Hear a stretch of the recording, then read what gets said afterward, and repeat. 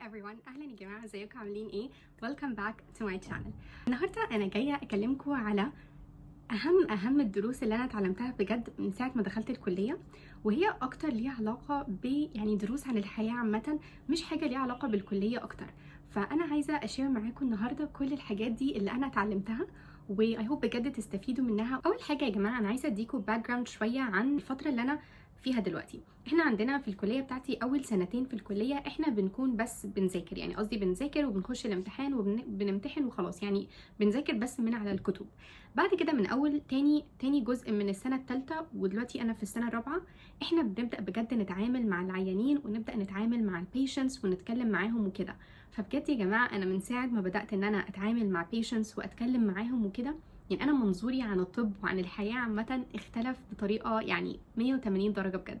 كل حاجه اتغيرت. الفكره ان هي طبعا حاجه مختلفه جدا ان انتي تكوني بتذاكري بس من على كتاب او حاجه، وبعد كده ان هي حاجه تانية ان انا اروح اتعامل بقى فعلا مع الناس وانزل الحياه الحقيقيه بقى واشوف اللي هو كل اللي انا كنت بذاكره ابدا ان انا اطبقه. فطبعا في حاجات كتيره، يعني انا لسه متخرجتش، هو لسه في اكيد حاجات كتيره انا لسه لازم اتعلمها وحاجات كتيره انا لسه ما اعرفهاش، بس انا حبيت بس ان انا يعني لحد دلوقتي الفتره في حياتي اللي انا وصلت لها لحد دلوقتي اللي انا اتعلمته منها. اوكي، خلينا نبدا باول درس. اول حاجه يا جماعه وبجد يعني دي من اهم الحاجات، مهما انتوا فين في حياتكم دلوقتي، انتوا في مدرسه، انتوا في كليه، انتوا اتخرجتوا اصلا وبتشتغلوا، في جمله بجد لازم تخلوها في مخكم على طول، اللي هي في على طول بلان بي. احنا ساعات بنكون حاطين حاجه في مخنا، يعني مثلا شخص بيحلم ان هو يدخل كليه معينه وهو قضى عمره كله بس يعني هو حاطط الحاجه في دماغه ان هو عايز يدخل الكليه دي، ودي الحاجه اللي مخليه ان هو يصحى كل يوم وان هو بيبقى متحمس ان هو يذاكر وكل الحاجات دي، وفجاه الحاجه دي مثلا ما تظبطش، او مثلا ما قدرش ان هو يدخل الكليه دي. بجد يا جماعه انا عارفه اكيد حاجه زي دي لما تحصل في لحظتها الانسان اكيد هيتضايق وهيزعل وكل حاجه، بس يا جماعه دي مش نهايه العالم. مهما انتوا تكونوا حاطين بلان في مخكم ودي البلان دي ما تظبطش، او البلان دي ما تروحش بالطريقه اللي انتوا عايزينها، حسوا بكل الايموشنز بتاعتكم عادي، الزعل اي حاجه، بس بعدها يا جماعه عايزاكم تفتكروا جمله واحده على طول، في بلان بي. مش في بلان بي بس، هو في بلان بي وسي ودي لحد زي، هو في بلانز. يعني بجد حلو جدا ان احنا يكون عندنا اهداف طبعا وان احنا نشتغل عشانها وكل الحاجات دي، بس لما الحاجه ما تظبطش عادي احنا ممكن على طول نلاقي حلول تانية، على طول ممكن نلاقي طريق تاني ان احنا نمشي فيه، حتى لو الحاجة دي مش اللي احنا كنا مخططينها في الاول. وكمان يا جماعة برضو طبعا انتوا لازم تترست وتحطوا الفيث جواكم، وتحطوا ان انتوا يعني على طول لازم تترست ربنا في البلان اللي هو حاططها لكم، وان انتوا بجد يعني مهما يحصل في الحياة اعرفوا ان هو دي كانت الحاجة اللي كويسة ليكم، حتى لو هي دلوقتي باينة اكنها حاجة بتزعل جدا وحاجة انتوا مش مصدقين ازاي حصلت او كده. الدرس اللي بعد كده يا جماعة اللي هو مفيش حاجة أهم من صحتكم النفسية ومن المنتل هيلث بتاعتكم. احنا يعني خلاص، هو احنا عندنا دلوقتي المجتمع بتاعنا والكوميونتي بتاعتنا حطت خلاص مبدأ ان هو خلاص الحياة كلها عبارة عن ان انا ادخل الكلية واجيب درجات كويسة ولازم اعمل اي حاجة عشان اوصل للحاجة دي.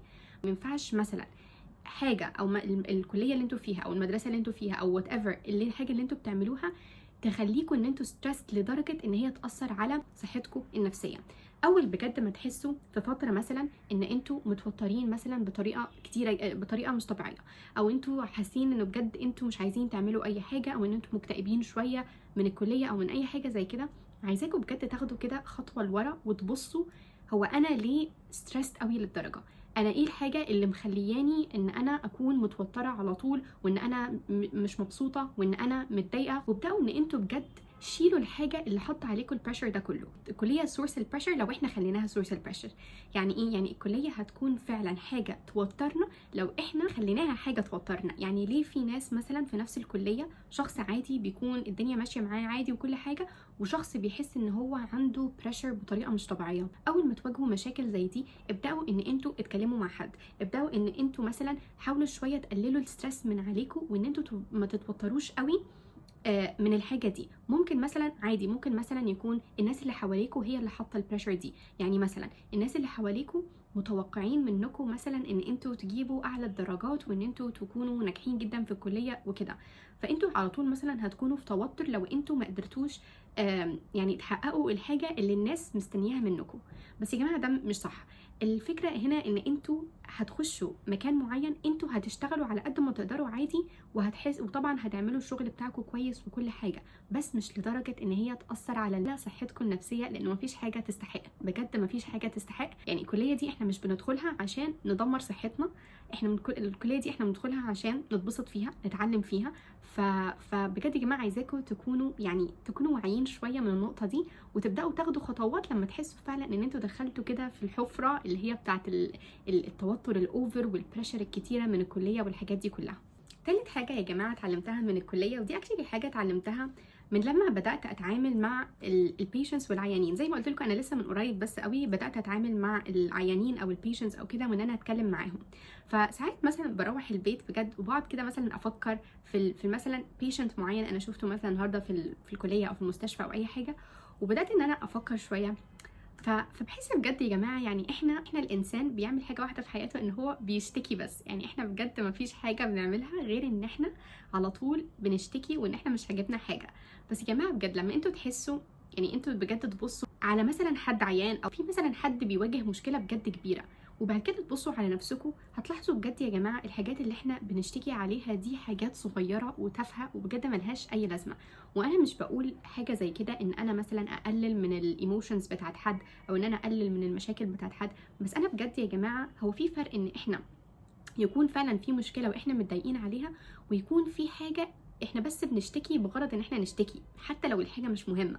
بدات الاحظ بجد يعني الحاجات المهمه في الحياه بجد، وان انا اكون ممتنه للحاجات اللي عندي في حياتي، وان انا مش كل مشكله صغيره تحصل في حياتي اروح اعمل منها دراما واعمل منها مشكله كبيره، لانه في الاخر ده ولا بيفيدني. اولا ده بيملانا احنا بالنيجاتيف انرجي، تاني حاجه بيخلينا ان احنا ما نشوفش كل البليسنجز والنعم اللي ربنا اداها لنا حوالينا. وان انا افتكر ان انا اكون والاحظ وابقى ممتنه للحاجات اللي حواليا. عايزاكم بجد لما يكون في مشكله مثلا معينه تحصل في حياتكم، اسال نفسي هل هي بجد تستاهل ان انا افضل املى نفسي بالتشاؤم وبالنيجاتيف انرجي وكده، ولا ما تستاهلش؟ فبجد خدوا لحظه ان انتوا تفكروا في الحاجه دي قبل ما انتوا تبداوا تشتكوا على حاجه معينه. الدرس اللي بعد كده يا جماعه اللي انا اتعلمته اللي هو لما انتوا تقارنوا نفسكم بالناس اللي حواليكم، اكتر حاجه مؤذيه ممكن تعملوها لنفسكم.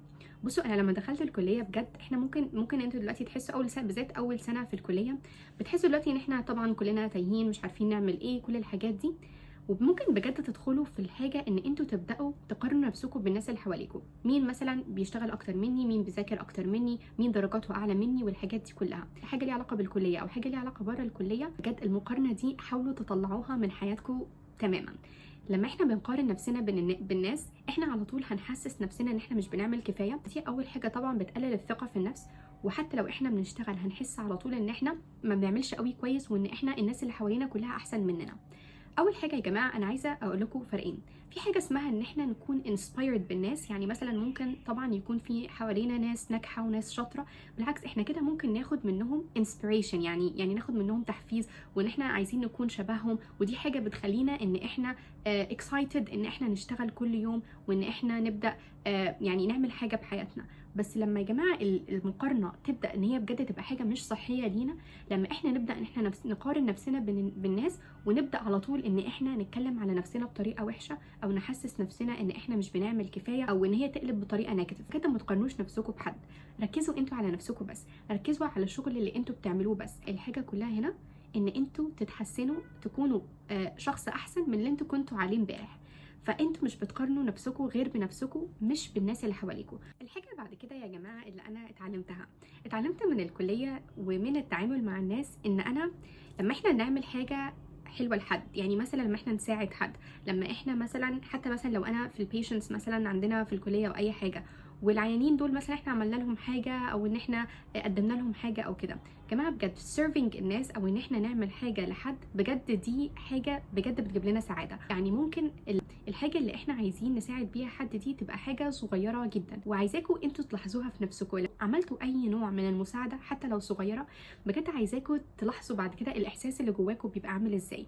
هو بيبقى يعني الشخص بيبقى سعيد ان هو عارف يقدم حاجه لحد، وحتى يا جماعه هقولها لكم قبل كده بطريقه تانية. كان في مره شيف بيشتغل، يعني هو بيشتغل في مطعم عادي، شغله ان هو بيطبخ وبيقدم الاكل للناس والحاجات دي كلها. الشيف ده كان بيقول يعني ان هو بجد حاجه بجد بتجيب له سعاده لما هو مثلا كان بيقدم الاكل للناس، وناس كانت بتبقى مبسوطه قوي بالاكل اللي هو عمله او حاجه زي كده. ففكره ان هو خلى حد مبسوط او ان هو قدم حاجه لحد، دي بجد بتجيب له سورس سعاده. ممكن بجد بقيت اصحى كل يوم وانا بفكر جوايا، غير مثلا ان انا بشتغل على حياتي وكل حاجه، انا بفكر انا ازاي ممكن اقدم حاجه لحد. يعني حتى يا جماعه من اليوتيوب بتاعي انا ساعات بحس مثلا انا ازاي ممكن اقدم دروس للناس، او ازاي انا ممكن انشر الحاجات اللي انا بتعلمها مع الناس. ففكره ان انا افيد حد او حاجه زي كده، دي بجد حسيت ان هي يعني بجد دلوقتي بقت اولويه في حياتي، وحاجه انا بالنسبه لي يعني ما لاحظتش ان هي مهمه الا بجد لما بدات اعمل يوتيوب، وان انا بدات كمان بعد ما دخلت الكليه. وهقول لكم يا جماعه موقف مره حصل معايا، هو يعني موقف ممكن يبان بجد مضحك قوي، بس انا في اول سنه خالص دخلت فيها الكليه، احنا بيبقى عندنا زي تدريب كده ممكن ندخل فيه من اول سنه، ان احنا ننزل نتفرج في المستشفى وندخل عمليات وحاجات زي كده. فانا اليوم ده طبعا كنت لسه في اول سنه في الكليه، طبعا ما اعرفش اي حاجه ولا اي حاجه. فدخلت طبعا اوضه العمليات، يعني احنا كنا بندخل بيكون في عدد معين يعني بيدخل، فدخلت الاوضه ومش عارفه ايه وكده، واحنا بس طبعا بنكون بنتفرج بس على العمليه او حاجه، بس طبعا ما بنعملش اي حاجه، احنا بنكون لسه يعني داخلين الكليه. فانا كنت واقفه، بعد كده الدكتور قال لي يا دكتوره ممكن تطفي النور عشان كان هيبدا العمليه يعني. فانا رحت طفيت النور. انا بعد كده روحت البيت، حسيت ان انا عشان طفيت النور اكني عملت يعني انجاز رهيب، اكني عملت العمليه نفسها. فبعد كده روحت البيت وحكيت للبيت كله اللي هو يا جماعه انا النهارده في اوضه العمليات طفيت النور، ويعني بجد كنت في سنه اولى، فكنت بحس يعني ان ده يعني انجاز كبير قوي. ففكره ان انا اكني ساعدت في العمليه او اكني ساعدت في حاجه، يعني دي خلتني بجد اكتر انسانه مبسوطه، واي حد بشوفه قدامي كنت بحكي له القصه اكنها حاجه خرافيه يعني. فبس يعني حسيت ان هي حاجه انا عايزه اقولها لكم، او ان انا اشارك معاكم. بس يا جماعه فنيجي للدرس اللي بعد ده. احنا دلوقتي كلنا اكيد ممكن نعمل اغلاط، وساعات ممكن مثلا نعمل اغلاط قدام الناس كلها، وممكن جوانا نفضل نفكر اللي هو لا الحاجه دي محرجه قوي، انا ازاي عملت الغلطه دي مثلا قدام الناس كلها، او ازاي الموقف ده مثلا حصل قدام الناس كلها، وان انا خلاص انا مش عايزه اعمل اي حاجه تاني، انا كده دلوقتي الناس كلها هتفكر عليا ايه. ونبدا ان احنا نفكر في الحاجات دي كلها. بس يا جماعه بجد مفيش موقف معين محرج او حاجه الا لو احنا اخترنا ان احنا جوانا نفكر بالطريقه دي. انا هحكي لها لكم actually من personal experience او حاجه حصلت معايا من اسبوعين او حاجه. احنا عندنا في الكليه زي بنبدا ان احنا يعني نتكلم مع البيشنتس وحاجات زي كده، وبنبدا ان احنا بعد كده نقدم مثلا كل مره مثلا شخص بيطلع بيقدم اللي هو اخده من البيشنت، بيطلع ان هو يقدمه قدام الناس، قدام الدكتور، وقدام يعني الناس كلها اللي قاعده في المحاضره او اي حاجه.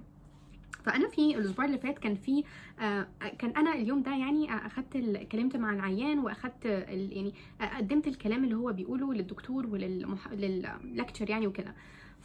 فبعد كده الدكتور قال لي طب يلا اكشفي على عيان وكده. احنا طبعا موضوع ان احنا نكشف على عيان ده، يعني احنا اخدنا الموضوع ده قبل كده كذا مره كتير، ويعني احنا درسناه على الورق كذا مره كتير. بس ليتس سي ان انا ما كنتش قوي عامله براكتس على الموضوع ده، كنا لسه بادئين ان احنا نتعامل مع العيانين وكده. فبعد كده لما الدكتور قال لي اطلع اكشف قدام ان انا اطلع اكشف على العيان وكده، انا كشفت شويه من الحاجات، ونص الحاجات التانية انا كلها نسيتها. انا مش عارفه ايه اللي حصل اليوم ده، بس اليوم ده يعني المهم انا كنت بكشف، وبعد كده عملت شويه حاجات، في شويه حاجات قليله جبتها صح، وبعد كده الباقي الحاجات بجد كنت ناسيها خالص وما كنتش فاكراها. وحسيت ان انا كده واقفه شويه بجد مش عارفه ان هو اعمل ايه، او ان انا اقول ايه تاني، اكن ماي ميموري اتمسحت كلها. المهم يعني فبعد الموقف ده ما حصل، روحت البيت وفكرت فيه شويه. هو طبعا انا لما حصل الموضوع ده انا حصل عادي قدام الناس كلها، وقدام المدرج كله، يعني قدام اللكتشر كلها وكل الحاجات دي. فبعد كده لما روحت البيت انا سالت نفسي هو انا عايزه اشوف الموقف ده ازاي. انا كان ممكن اقول لنفسي ايه ده حاجه محرجه قوي، انا ازاي غلطت مثلا في حاجه سهله زي كده، او ازاي ان انا غلطت في حاجه اخدناها كذا مره قبل كده، او الحاجات دي. بس انا قررت بجد يا جماعه، ودي انا بقولها لكم من اكسبيرينس عشان انتوا كمان تتعلموا وتبداوا تبصوا على المواقف بطريقه مختلفه شويه. انا روحت البيت وبجد كنت بفكر في الموضوع. بعد كده قلت انا بجد ممكن الموقف ده حصل عشان اتعلم الحاجه دي. يعني مثلا انا كان لازم فعلا ابدا ان انا اتدرب واعمل براكتس، وممكن الحاجه دي او الموقف ده اللي حصل خلاني بجد افتكر الحاجه وما انساهاش تاني. عشان انتوا عارفين يا جماعه المواقف مثلا لما حاجه تحصل قدام حد او كده، دي بجد الحاجات اللي احنا مش بننساها او الحاجه اللي احنا بنكون فاكرينها كويس. لكن فعلا الحاجه دي حصلت عشان تخليني انا مثلا ابقى دكتوره احسن مثلا، او انه الموقف ده حصل عشان اتعلم ازاي اكشف على عيانين مثلا بطريقه احسن، او ازاي ان انا اتدرب احسن. وبعد كده كمان فكرت فيها، قلت مثلا ان انا لما اجي يوم الامتحان ان شاء الله هكون متوتره زي مثلا ما كنت متوتره اليوم ده، عشان هكون مثلا عديت بالموقف ده قبل كده، وان انا كشفت عادي قدام الناس كلها وعملت غلطه قدام الناس كلها عادي. فبحس يا جماعه بجد احنا الطريقه اللي احنا بنشوف بيها الموقف دي حاجه احنا اللي بنحددها. ما حسيتش خالص انه دي كانت حاجه محرجه حصلت ان انا غلطت قدام الناس. انا بجد حسيت ان هي حاجه بتساعدني ان انا اكبر وان انا اتعلم، وروحت البيت وعرفت فين المشكله اللي انا كنت مثلا، او ايه الحاجه اللي كنت المفروض اذاكرها احسن، ايه الحاجه اللي كنت المفروض ان انا اتدرب عليها احسن. فدي بجد يا جماعه حاجه، او حبيت اشير الموقف ده من حياتي انا. او حاجه تانية برضو يا جماعه قريتها في كتاب مره، بجد من احلى الكتب اللي انا قريتها. كان بيقول يعني انه المواقف اللي هي بتبقى كأنها مواقف بتخلينا متوترين وخايفين، والمواقف اللي بتحصل قدام الناس كلها دي بجد المواقف اللي بتخلي مخنا ان هو يعني يبيلد toughness، او ان هو يبيلد mental power. يعني احنا خلاص اتعودنا على الحاجه دي، فبعد كده لما المواقف شبه دي تحصل تاني احنا مش هنتاثر بيها زي ما اتاثرنا اول مره، لان احنا اوريدي عدينا بالاكسبيرينس دي.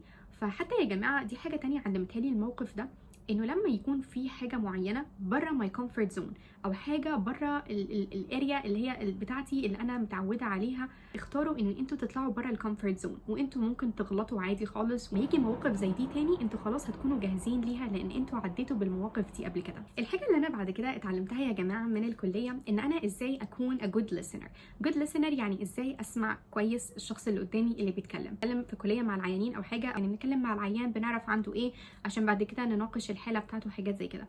فساعات انت مثلا، انا بكون بكلم العيان، انا ما ينفعش بس اقعد اسمعه كده وخلاص، انا لازم اكون مركزه في كل كلمه هو بيقولها عشان فعلا اعرف هو عنده ايه، او مثلا اعرف ان انا يعني اكون مركزه هو بيقول ايه عشان افهم واستوعب اللي هو بيقوله. ما ينفعش اقعد واسمع بس.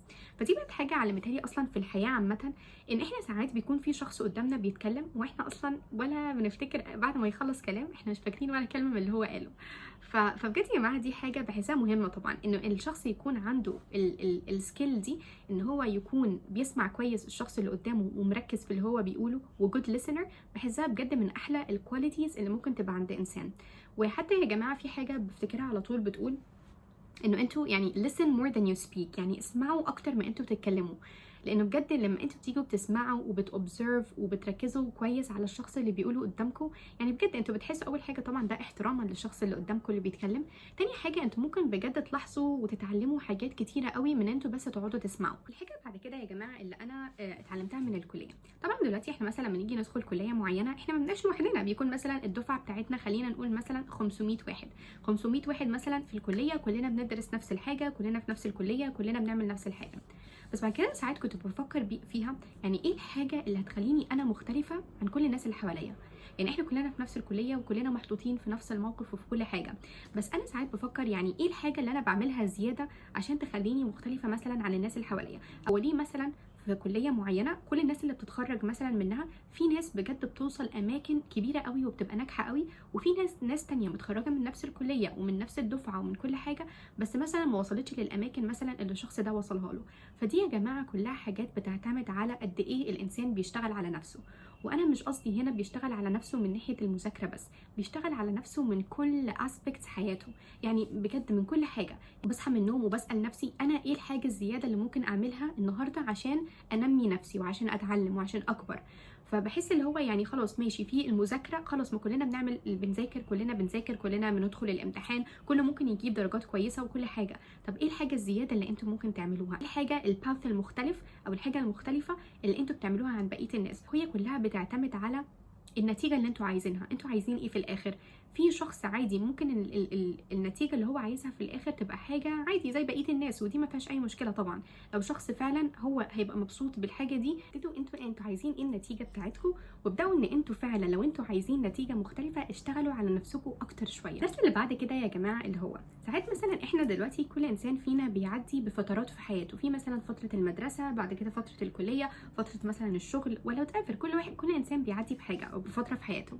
فانا بسال نفسي انا ازاي عايزه افتكر الفتره دي في حياتي؟ عايزه افتكرها بذكريات حلوه وبميموريز حلوه، ولا عايزه افتكرها بميموريز وحشه؟ اكيد محدش عايز يفتكر فتره في حياته بميموريز وحشه. فانا بجد ويا جماعه انا عايزاكم تحددوا الحاجه دي من قبل ما تبداوا فتره جديده في حياتكم، او حتى لو انتوا فيها دلوقتي. انتوا بجد ممكن تقولوا لنفسكم انا مثلا عايزه فتره الكليه بتاعتي دي تخلص وانا عامله فيها احلى الميموريز، وان انا اشتغلت فيها على نفسي، وان انا فعلا استمتعت بالرحله دي، وان انا استمتعت بالفتره دي في حياتي. وبعد كده يا جماعه لما انتوا فعلا تقرروا ان انتوا عايزين تفتكروها بذكريات حلوه، انتوا بجد عينيكم بجد بتبدا تشوف الحاجات الايجابيه اوتوماتيكلي لوحدكم، وتبدا تشوف الحاجات اللي هتخلي الكليه فتره جميله.